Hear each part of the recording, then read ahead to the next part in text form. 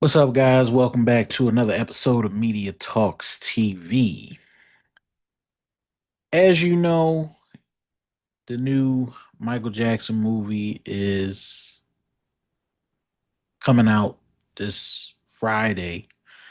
And, you know, I wanted to do a segment of retrospectives because I just felt as though it would be fitting to talk about and discuss this new Michael Jackson movie and my thoughts on it. You know, I know a lot of people in here that are my subscribers. We've already seen several Michael Jackson biopics. Well, not necessarily one that focuses on Michael Jackson purely, but I've been hearing a lot of stuff on social media and also with the early release. Um, we already know that the movie stops up until 1988, and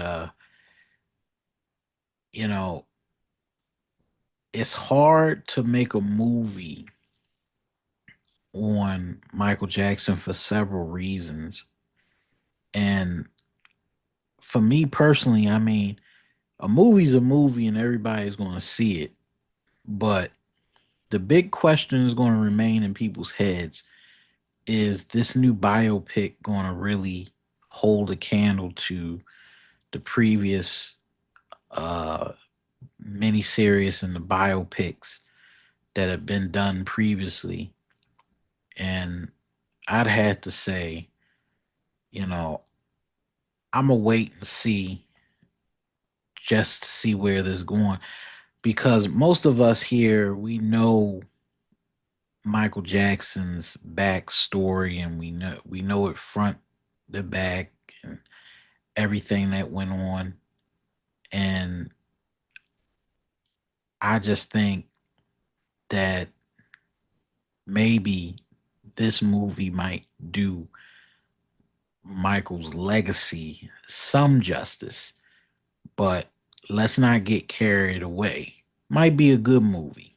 Let's just say, for hypothetical reasons, it might be a good movie, but still, there are a lot of complex, sensitive things that a lot of writers and directors had to tread lightly on because, of course, we know about the legal issues that Michael Jackson had gone through with the two allegations.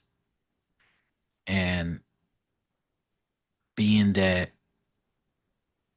this movie focused on his life, it would be gravely miscalculating. What do I mean by gravely miscalculating? What I mean is, you can't talk about the man without talking about the allegations.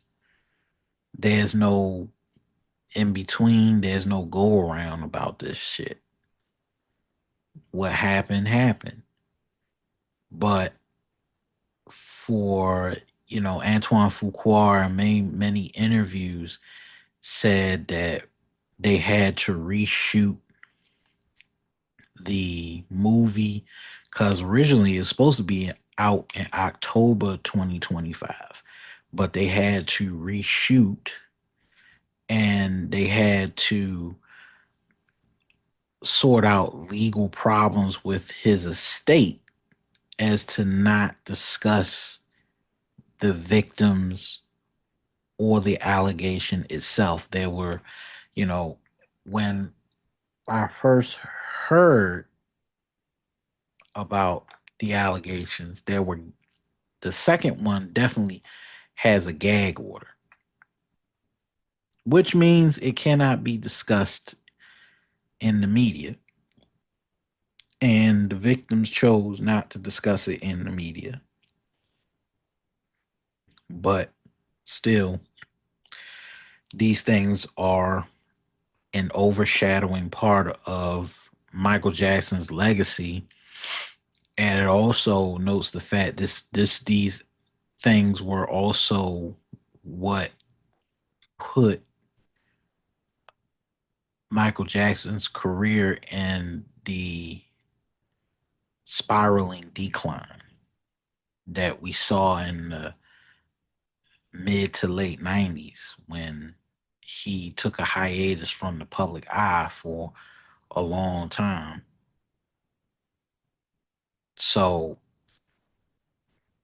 what I hope can be gained from this new biopic is that, it's going to focus on mainly thriller and bad. So that's the thing that I kind of get out of it. It's going to talk about his family, but we've already been down that road where we've already talked about the Jackson family because Jackson's the American dream was that large portion of Michael's formative years. And of course, because it was written by Motown, there was some elements even missing out of the biopic that might be in this current biopic. And one of the elements was when the Jacksons went from officially left Motown to go to CBS Records. And I think that element is going to probably be in the movie because it's a part of that transition of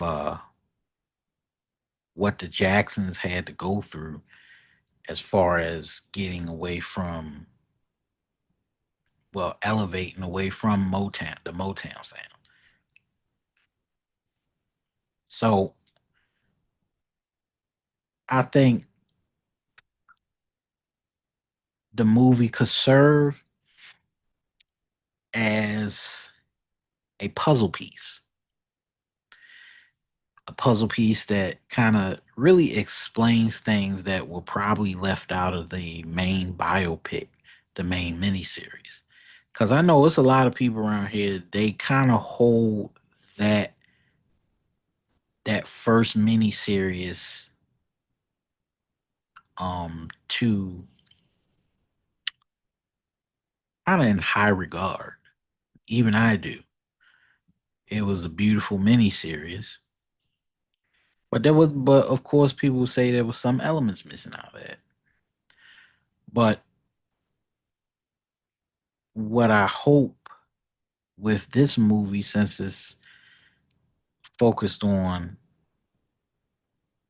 Michael Jackson and Michael Jackson's early career uptick as a solo artist, what I hope it does focus on is just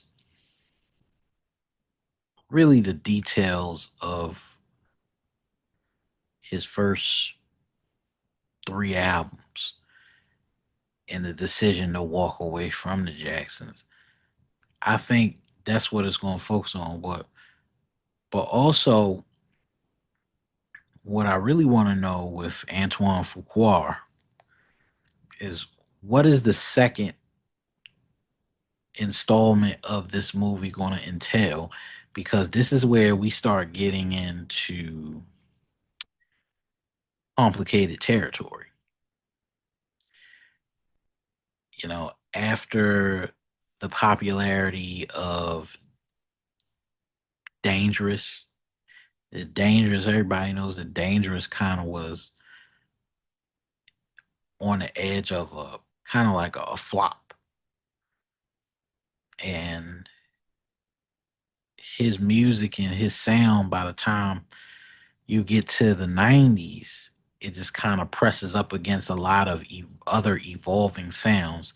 So the bigger question is how does Antoine Fuqua show that in the movie, how he navigates those murky waters in the record industry. Then there's also the thing that, the disagreements that he had with Tommy Mottola, um, when they were making the Invincible album, when they were making, or we could go to when they were making the History album, exploring that story, how that went, because there was a controversy that there were anti-Semitic lyrics in one of his songs, and he had to remove the lyric and post a disclaimer or an apology. So that era of they're not going to focus on the 93 allegation. So they're probably going to do 91. They're probably going to do Dangerous and then time jump to the History album and then his marriage to Lisa Marie and then Invincible. And then somewhere in there, they got to talk about, they got to, well, mention that second allegation. I don't know how you can get around that second allegation. The whole Martin Brashear documentary. I just don't know how they're going to get around it. And that, this is what makes the movie itself very hard to capture because Michael, unlike many other artists, he might have been the greatest artist in the world, but he had a lot of complex issues evolving around his lifestyle and the fact that he had a whole bunch of children around. So I don't know how we can make a movie about Michael Jackson and not discuss those ugly parts. I don't know how. There really isn't going to be a need for Janet to be in the second one because even though him and Janet had a good relationship, still it's um it's not centrally important to what was going on with Michael during that time because she had her own thing going. So, by that time, of course, their paths only crossed one time. And then it was just like they kind of completely separate. They lived their complete separate lives after that. And Michael was not really in touch with his family like that on that level.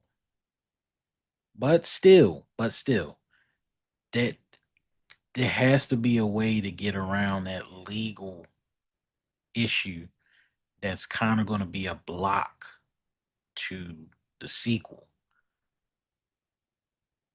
And that's going to be the hardest thing. Now, we already had the Jacksons, the American Dream, and that's kind of like been the gold standard for a lot of people. But the last two biopics that were on Michael Jackson, Man in the Mirror and Finding Neverland, um, those two were hard to watch because it didn't give an accurate picture of who Michael Jackson was. And of course, Flex Alexander never, his career never recovered after that movie. And rightly so, because why would you choose, if you were truly a fan, why would you choose to do the movie and put on white powder and then try to have some type of image of what Michael Jackson's life was like. That's the crazy thing. And as much as I liked it, as much as I thought it was good, I felt as though it just did not it didn't do Michael Jackson's career any good. And he was alive at that time when that first movie came out, and he hated it.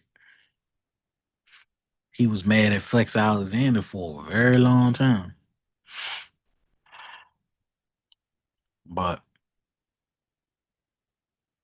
his estate, of course, is going to continue to protect Michael Jackson's image. And I feel like in some ways, the movie might be a money grab. But in other aspects, it might be the movie to just put Michael Jackson's legacy back into perspective of who he truly was. And I think this will probably be the movie to piece together his legacy and to reset it. But I don't think you can get around those allegations. I don't think you can get around the late night jokes, the living color jokes, the Def Comedy Jam jokes, all those jokes, all these things. You know, the 90s was not very kind to Michael Jackson. He became a tabloid spectacle. His career went down the toilet, and he was trying very, very hard to revive it back to what Thriller and Bad was, because that was the highlight of his career. And it seemed like when the controversies started happening, this was after 1988, with the whole thing of him sleeping in the hyperbaric chamber, him buying the Elephant Man's bones and shit. Like, these things aren't going to probably be mentioned in the first installment of this movie, because after 1988, that's when the tabloid controversy started happening. That's when the bullshit started, right up to the first allegation. Then the Oprah interview happens. Then the Brashear interview. And all these things culminated, and then Invincible comes out, and then of course that second allegation and the Jesus Juice, and then the South Park parodies and shit, the Chappelle Show parodies. I mean, it was like he could never get a break. He could never get a break. And that's where the downturn is going to be. This where we're going to see the sad aspects of what happened to his career. But it needs to be said. It has to be said. Now, 2 hours and 7 minutes, that's not enough, considering you got a movie on Elvis Presley, and Elvis Presley's movie is longer than his, which is crazy. I don't understand what they're gonna do. But I sincerely hope this biopic is, because Hollywood doesn't do very well when it comes to biopics. And sometimes, I don't know how many Elvis biopics exist, but there are a lot of them. There was one done in 70, 78, 79. There was another one done in 2004. Um, and then the one Tom Hanks did is just more and more biopics of Elvis Presley than there are of Michael Jackson. Michael Jackson has about three. Two of them were crappy. So this fourth installment better be good. I sincerely hope it is.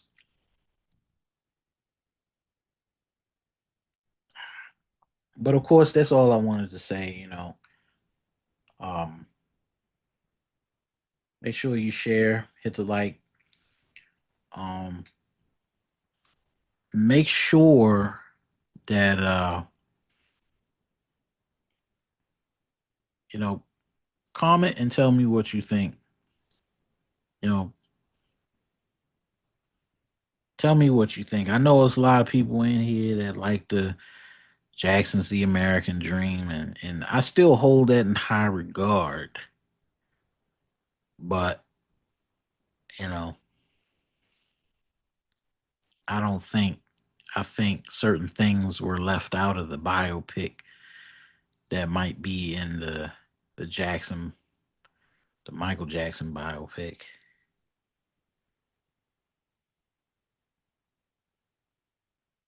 But you know, we'll see what it does in theaters. So far, early release says is doing very well. So I would leave it at that. Peace. I'm out.